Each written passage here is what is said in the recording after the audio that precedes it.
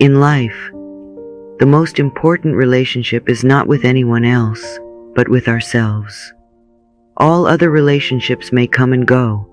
Even marriage can end. But the relationship with oneself is eternal. The quality of our relationships with others depends on our relationship with ourselves. If we do not love and respect ourselves, it is difficult to build healthy relationships. Many people expect others to complete them or bring them happiness, but the truth is that only we can bring happiness to ourselves. Our beliefs about ourselves and relationships greatly influence the quality of the relationships we have.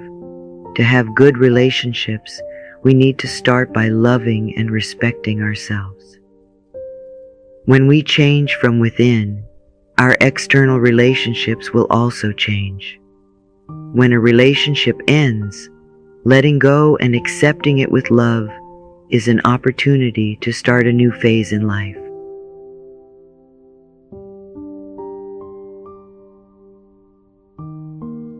The relationships in your life.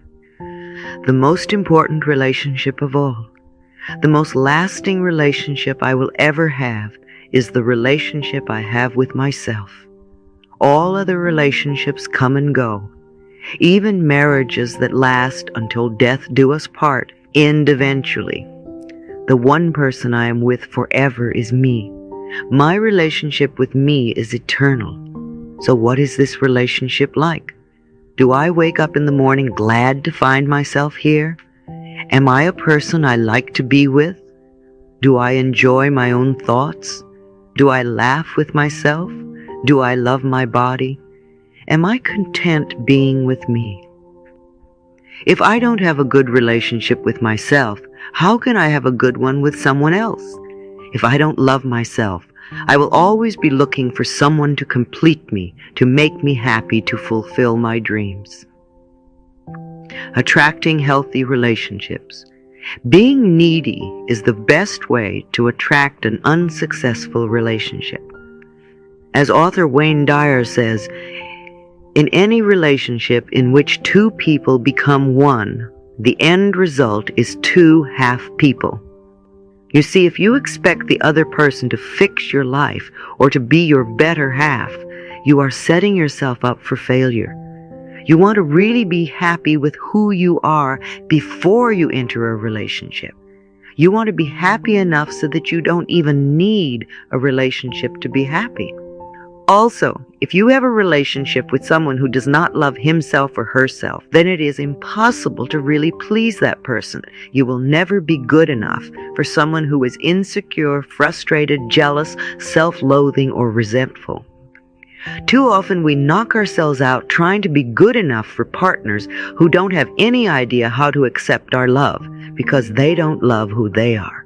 Life is a mirror. What we attract always mirrors those qualities we have or beliefs we have about ourselves and relationships. What others feel about us is their own limited perspective of life. We must learn that life has always loved us unconditionally. Jealous people are very insecure. They don't value themselves. They have no faith in their self-worth. Jealousy is really saying, I'm not good enough, I'm not worth loving, so I know my partner is going to cheat me or leave me for someone else. This creates anger and blame. If you stay with a jealous person, then you are saying that you don't deserve a loving relationship. It's often the same thing with spousal abusers. They either grow up in a family where abuse was normal and they just continue the family pattern, or they blame the world and their partners for their own lack of self-worth. Abusers will never stop the abuse pattern unless they undergo therapy. Abusers almost always have a parent they have deep resentment towards. Forgiveness is a vital issue for them. They must understand their patterns and be willing to change. Our parents' influence. All my relationships are based on the relationships I had with my parents. I was so shocked when I first discovered this. Years ago, I'd gone to a loving relationship workshop conducted by Sandra Ray, expecting to learn how to attract a loving relationship. I was so dismayed when I learned that we were going to work on our relationships with our parents. By the end of the workshop, though, I learned that the reason I had so many problems in my personal relationships was because of the very difficult childhood I had.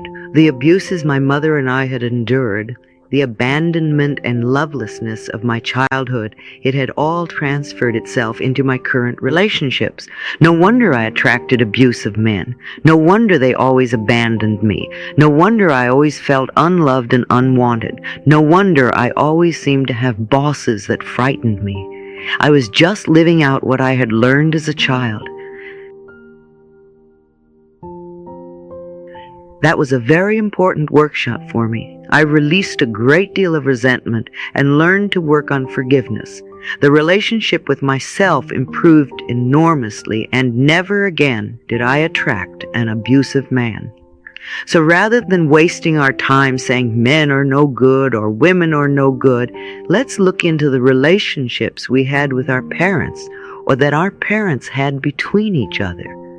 For example, what are your current complaints about the men or women in your life? Think about how you would fill in these blanks. He never. He always. She never. She always. Men won't. Women won't. Is this the way your mother or father behaved toward you? Did your mother treat your father this way? Or does this describe the way your father treated your mother? How was love expressed in your home when you were a child? You may have to reach back into your childhood relationship with your father or mother to resolve deep-seated fears surrounding a relationship. Ask yourself, what do I have to give up to be in a relationship? How do I lose me when I'm in a relationship? What messages did I receive as a child that created a belief in me that relationships are painful? Affirm the love for yourself.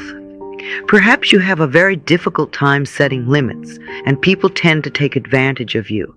You may be sending out a message that says, I do not value and respect myself. It's okay to abuse me and take advantage of me. But this does not have to be true for you any longer. Begin today to affirm your love and your respect for yourself. Look into a mirror frequently and tell yourself, I love you. As simple as this sounds, it's a very powerful healing affirmation. As you grow in self-love, your relationships will begin to reflect this love and respect as well. You may wish to consider joining a support group such as Codependence Anonymous or Al-Anon. These are wonderful groups that will assist you in establishing boundaries in your relationships and help you reconnect with the self-love and respect that is within you. Check your local phone directory for a group near you. It pleases me to notice that self-help groups are becoming the new social norm. People getting together with similar problems, working on solutions. If you meet someone at one of these groups, you know that while they may have some problems, they are working to improve the quality of their lives. I believe that we have comfort zones in our relationships with others. These comfort zones form when we are very small. If our parents treated us with love and respect, then we associate this type of treatment with being loved. If, as is the case for many of us, our parents were unable to treat us with love and respect, then we learn to be comfortable with this lack. In an effort to get our needs met, to feel loved and cared for, we associate being treated badly with being loved. This becomes our pattern, and as a pattern is formed in childhood, it becomes the pattern we use unconsciously in all our relationships. This belief pattern that being treated badly equals love knows no gender bias. I believe that this type of dysfunctional pattern is more widely recognized in women because culturally, women are encouraged to express vulnerability and are thus more willing to admit when their lives are not working. This is changing, however, as more and more men become willing to reconnect with their vulnerability. Women Who Love Too Much by Robin Norwood is an excellent relationship book. And I also recommend the audio cassette album, Making Relationships Work by Barbara DeAngelis. An affirmation for all of us is, I open my heart to love and I am safe.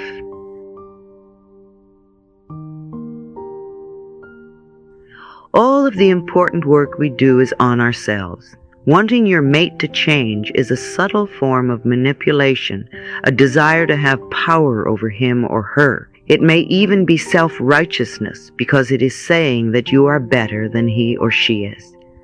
Allow your partners in life to be as they choose to be. Encourage their self-exploration, self-discovery, self-love, self-acceptance, and self-worth.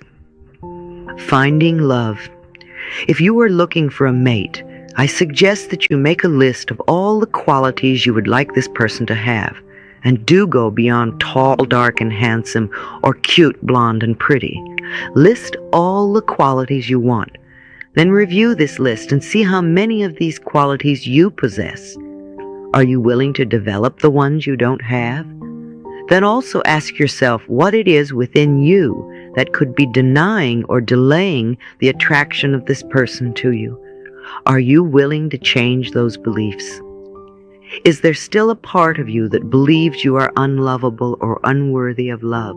Is there a habit or belief you have that pushes love away? Is there a part of you that says, I don't ever want to have a marriage like my parents, therefore I won't fall in love? Perhaps you have feelings of isolation. It is very difficult to feel connected to others when, for the most part, we are disconnected from our own selves. In this case, you need to really focus some quality time on yourself right now. Become your own best friend. Rediscover what makes you happy, what you love to do. Pamper and spoil yourself. So often we look to others to make us feel loved and connected, when all they can do is mirror our own relationship with ourselves. What do you think you deserve in an intimate relationship? When we are coming from a place of feeling we can never get what we really want, it usually means our belief system supports not deserving. Is this what you truly believe about yourself? That you can't have what you truly want? This particular mental pattern no longer needs to be true for you. You can begin to make a change today. Make a few lists, such as what I believe about men, women, love, marriage, commitment, fidelity, trust, and children. These lists will show you any negative beliefs you need to change. You may be surprised by some of the messages that are hidden in your consciousness. Clean them out, and you may be delighted to see how different your next relationship is. It's interesting to note that most psychics report that the majority of people who come to them ask at least one of three questions. Psychics hear these same questions over and over. How can I get a relationship? How can I get rid of a relationship? How can I increase my finances? If you are in a relationship that you really want to get out of, use that all-powerful tool, blessing with love. Affirm, I bless you with love and I release you. You are free and I am free. Repeat this often. Then really be clear on what you do want in a relationship. Make a list if you need to. In the meantime, work on loving yourself non-stop. Love and accept the other person completely, just as they are. As you change and grow inside, you will find that one of two things happens automatically. The other person will either align with your desires or they will disappear altogether. If they leave your life, this transition will be smooth. Always begin by loving and appreciating yourself. Everything else will change. Use the affirmation, I now discover how wonderful I am. I choose to love and enjoy myself.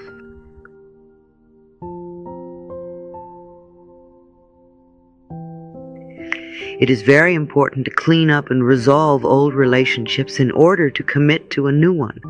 If you are always talking about or thinking of your last love, you are not yet free and clear to enter the new one.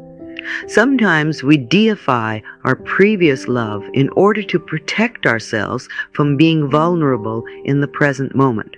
In her book, A Return to Love, Marianne Williamson shares this wonderful barometer for our choices. She states that in all of our interactions, we are either moving towards love or moving away from love. Ideally, to be fully happy and alive, we want to be making choices in our life that move us towards love.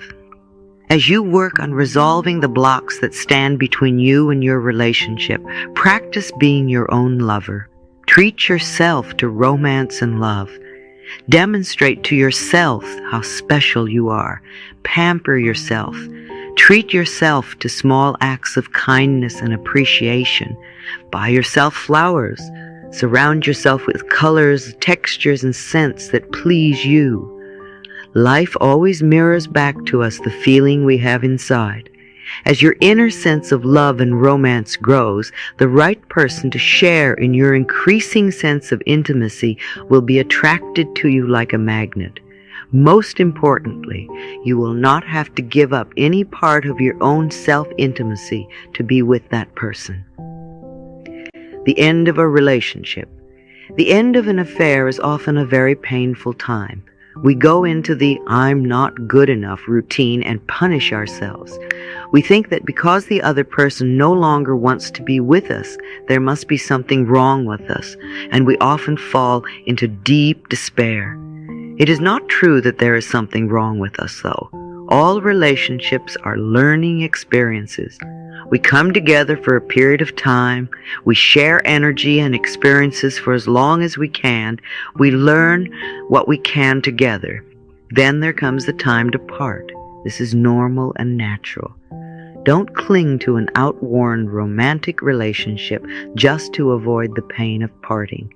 Don't put up with physical or emotional abuse just to be with someone. You will never have a fulfilling life if you cling to old experiences. When we allow ourselves to be treated with disrespect, we are saying, "I am not worth loving, so I have to stay here and accept this behavior. I can't bear to be alone with just myself, and I know that I'll never find another relationship." These negative affirmations pull you down. Instead, listen to the signals. When a relationship ends, don't blame yourself. Instead, be grateful for what you have learned. This is an opportunity to begin a new chapter, love yourself, and prepare for the next relationship. Life is a continuous journey of growth and learning. Past experiences, whether good or bad, are the building blocks of who we are. Cherish every moment, every lesson, and look to the future with confidence and hope. When one door closes, it opens many others, and sometimes the best is yet to come. When a relationship ends, life is giving you a chance for a new experience. This can be a time for deep gratitude, of acknowledging the good times you had together, and of appreciating all the learning experiences. Then you can release that relationship with love and get on with the next step in your life.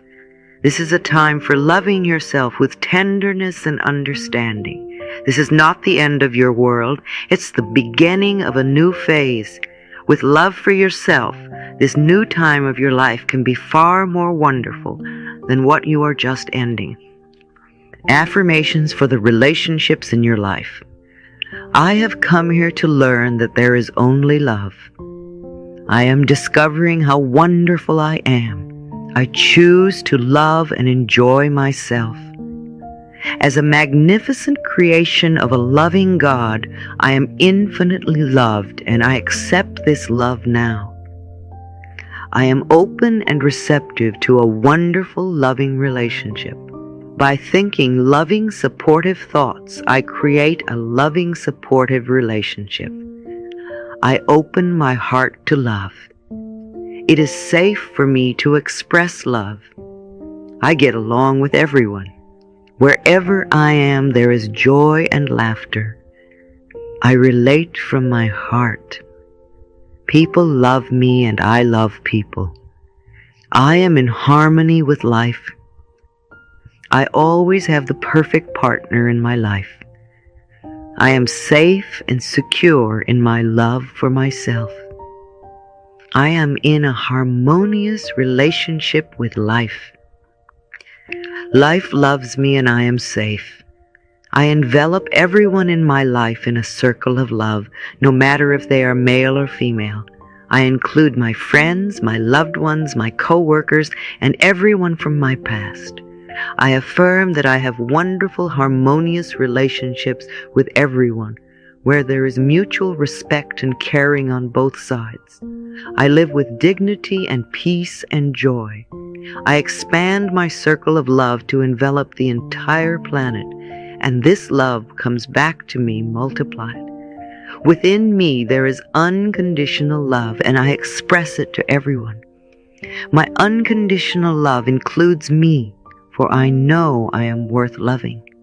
I love and appreciate myself, and so it is.